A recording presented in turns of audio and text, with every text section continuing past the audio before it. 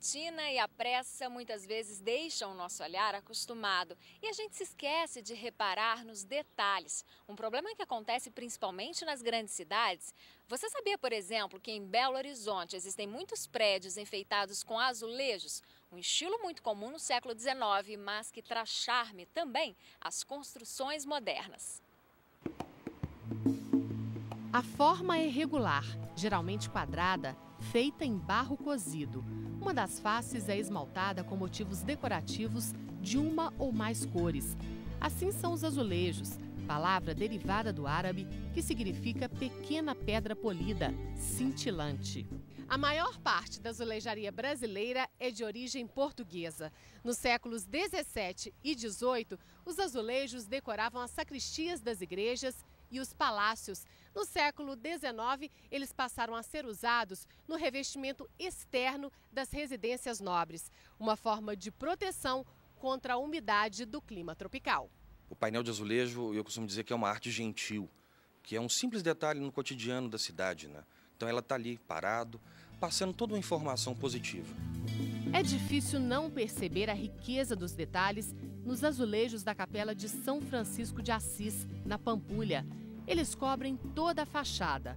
O painel azul e lustroso, de autoria de Cândido Portinari, traz passagens da vida do santo, que é conhecido como protetor dos animais. O cachorro aparece aos pés dele como se pousasse no próprio gramado do jardim. Em todo o espaço que contorna a imagem, há figuras de peixes e aves. Portinari participou desde o início da concepção da igrejinha. Naquela época, os azulejos da Pampulha sofreram fortes interferências, temendo chocar a Igreja Católica. Mas o temor não foi motivo para impedir o desenvolvimento da arte. Ela está na Casa do Baile, no Clube Iate, inclusive são os mesmos modelos. Apaixonado pela história da azulejaria, este artista plástico quis dar continuidade à tradição. Eu sou um belo-horizontino, nascido e criado numa família que está há muito tempo aqui. Então, para mim, sempre foi natural ver as obras em azulejo aqui de Belo Horizonte, do período moderno, né? Que vem desde os anos 40 para cá. E não sei, uma coisa que cresceu comigo, eu sempre observei, sempre gostei disso. E, num futuro, eu vi que isso é uma grande paixão e acho que até uma grande vocação. Ele trocou a empresa de decoração em porcelana para investir no maior desejo, a criação de azulejos. Um trabalho que começa no ateliê. Antes de começar efetivamente a trabalhar com isso, eu passei uns 2, 3 anos estudando sozinho, né? Então, buscando informação na internet, em livros, viajando, perguntando para pessoas. Até o dia que eu falei, poxa, estou pronto para trabalhar com isso. Os azulejos de Alexandre são obras únicas. Este, por exemplo, foi decorado com fios de prata. Como que é a escolha, Alexandre? É uma troca de ideias com os clientes? Sempre. Nesse caso específico desse painel, eu conversei muito com o arquiteto e as decoradoras, né, para achar o perfil do cliente e assim como o espaço que ia ser colocado o painel. Então, dentro de todas as possibilidades, eu pensei nesse grafismo, que ele é muito cheio de vazio, né, e colocando prata como a cor. Então, acho que ficou bastante legal lá. Agora, cada um desses azulejos aqui tem uma história, tem um motivo para a escolha da cor, do desenho? Sempre. No princípio, quando eu começo a criar, sempre um conceito aparece. Por exemplo, esse primeiro é uma série sobre o Cerrado. Aquele Cerrado que começa em Belo Horizonte, para mim, né? Como começa na Pampulha e vai até Brasília. Esse aqui é o Samambaia. Ele foi colocado numa fazenda lá em Governador Valadares, numa capela de uma fazenda. Muito bonito. Esses aqui, essa série chamada Ciranda, eu fiz logo depois que minha filha nasceu. Eles são mais coloridos, São né? mais, eu sempre antes usava preto e branco e amarelo, preto, branco e vermelho, mas depois que ela nasceu eu comecei a experimentar e usar muito mais cor. Então acho que o nascimento dela mudou radicalmente meu estilo de criação.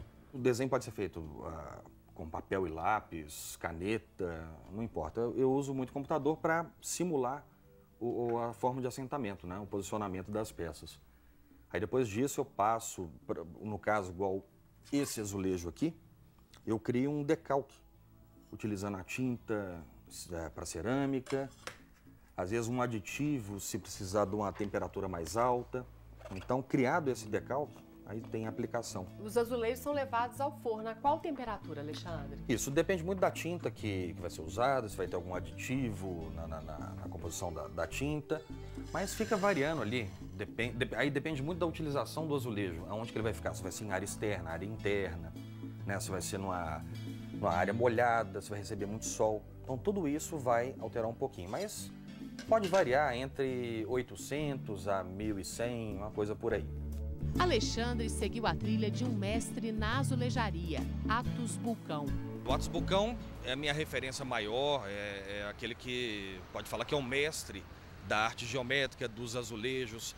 Ele tem uma relação muito estreita com a cidade de Brasília, cidade que tem grande parte dos seus edifícios, tem alguma obra do Atos Bulcão, tanto em azulejo quanto em relevo, de diversas formas. Ele criou e ensinou para todos os que vieram depois dele conceitos como a composição modular aleatória, onde o próprio azulejista tem a liberdade do assentamento, do uso das formas geométricas simples, da utilização de cores, o bom uso das cores, da integração da arte com a arquitetura. Então ele foi absolutamente genial nisso. Este famoso prédio de Niemeyer, na Praça da Liberdade, ainda guarda remanescências de Atos Bulcão. São quadradinhos que basicamente giram, né? Que ficam girando.